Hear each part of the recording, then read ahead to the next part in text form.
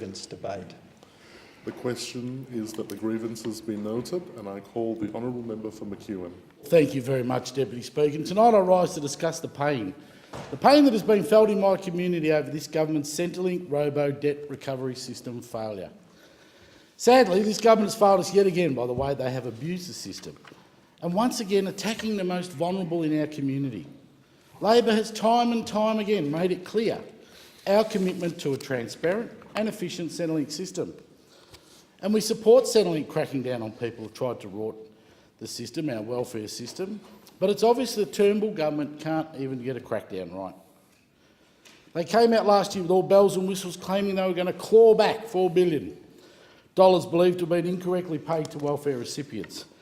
They were out there spruiking about their new automated system that would match a welfare recipient's details with information from the Australian Taxation Office and generate 20,000 debt notices a week, up from 20,000 a year in their so-called crackdown when it came in July. And they had the cheerleaders out in support.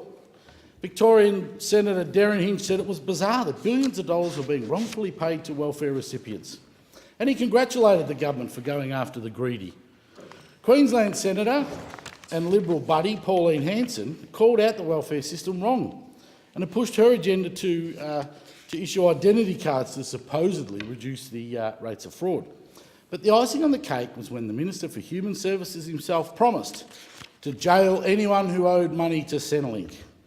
To quote Minister Tudge, "We find you, we'll track you down and we will have you to repay those debts and you may end up in prison." Doesn't the Minister know that studies like the Hilda report in 2016 from Melbourne's Institute of Applied Economic and Social Research shows that Australian welfare dependency is at historical lows? He's clearly not alone, because this came after a mass email campaign by the police and Centrelink that also threatened welfare recipients with jail if they did not provide accurate information. This country should pride itself on helping out the most vulnerable in our society. It should be able to say to people that in times of trouble, we're there to help you. But instead, this government is out there chasing down people for debts they never owed, and it is just plain wrong. I've lost count of the number of constituents that have come to me worried and upset about the system's calculations of their debts. I've heard so many stories of the stress it puts on people with disabilities, on families with children to support, on honest people trying to just keep their heads above water. These people work hard just to make ends meet, and Labor has made a commitment to them to make sure we provide accessible Centrelink system when they need it. This government, however, is slapping down debt after debt without properly assessing each case, which means hundreds of Australians are being left feeling helpless and abandoned. It's not the Australian way. Take, for example, a woman from our electorate of McEwen who worked for Centrelink for 15 years, and yet even she's fallen victim to this welfare sham. After falling ill for a period of time, she was forced to take leave and benefited from Centrelink's sick allowance during that time. When she received a message from the automatic debt recovery system saying she owed $1,200, she immediately realised that they had calculated her debts incorrectly. So I wrote to the Minister for Human Services to raise her concerns. But this should not have happened in the first place.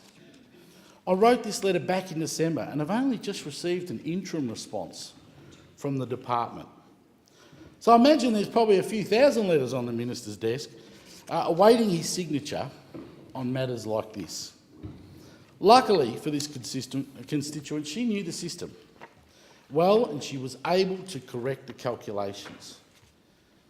But, Deputy Speaker, what about all those people that don't know the system and who have had these debt recovery systems, how it deeply affects them?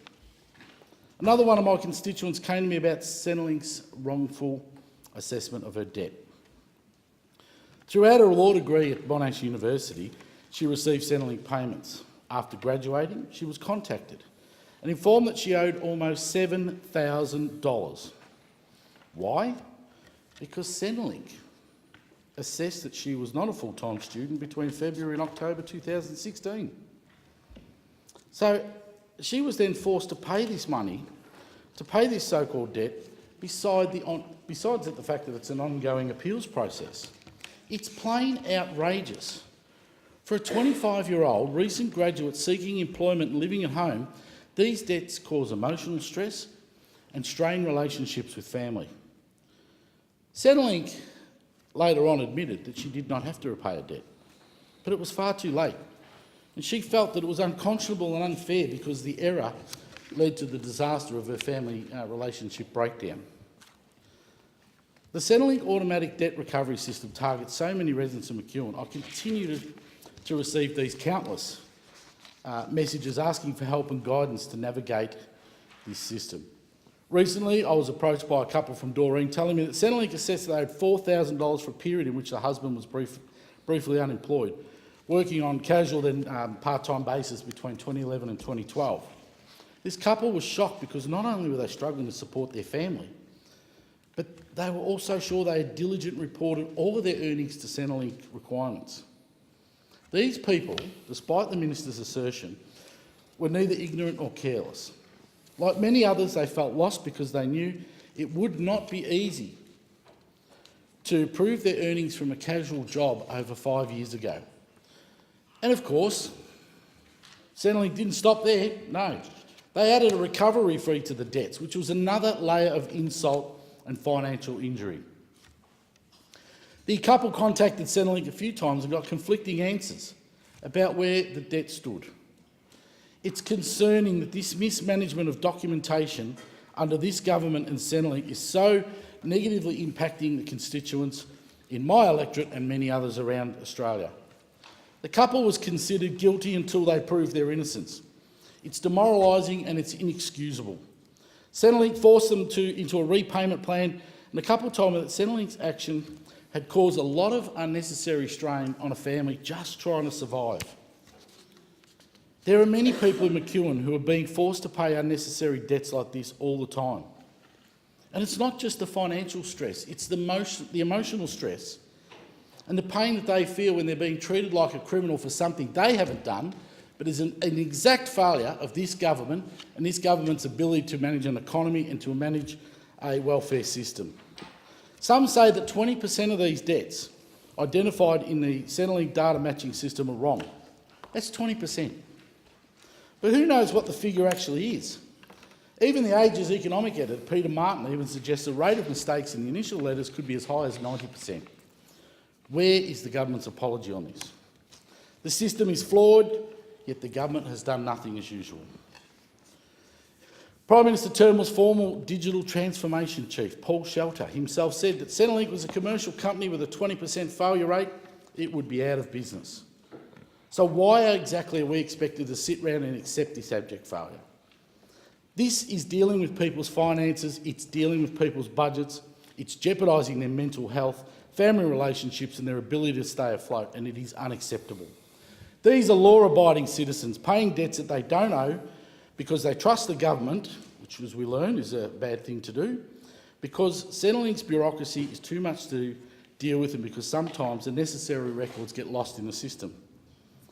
We've seen whistleblowers reveal the truth that the government is constantly trying to hide. We've been told that Centrelink staff are being ordered not to use records in Centrelink's possession to change the debt notices. We're told Centrelink staff review hundreds of debt notices and only found a few dozen were correct. We've also been told that Centrelink staff are advised to only lightly assess the debt conclusions, let most of them get through. What kind of system is this? This government is trying to make money by scaring and harassing people who can least afford it, and making the people of Australia forced into paying debts, ridiculous debts that don't exist. Tell me, did the government also contact IBM to set up the robo-debt system? Because the whole mess seems pretty similar to the government's last debacle, which of course was the census. These kind of avoidable mistakes have made constituents lose confidence in Centrelink to properly record and store the documentation they submit. They have no confidence in getting timely service and attention, either in person or on the phone. The Centrelink automatic debt recovery system is, to put simply, a catastrophe. The government is dragging innocent Australians into their absurd system, labelling them as fraudsters and expecting them to fork out thousands of dollars they never owed. We're not going to stand by and let this havoc continue across my electorate. It is time the minister came out and apologised for his failings. The question is that the grievance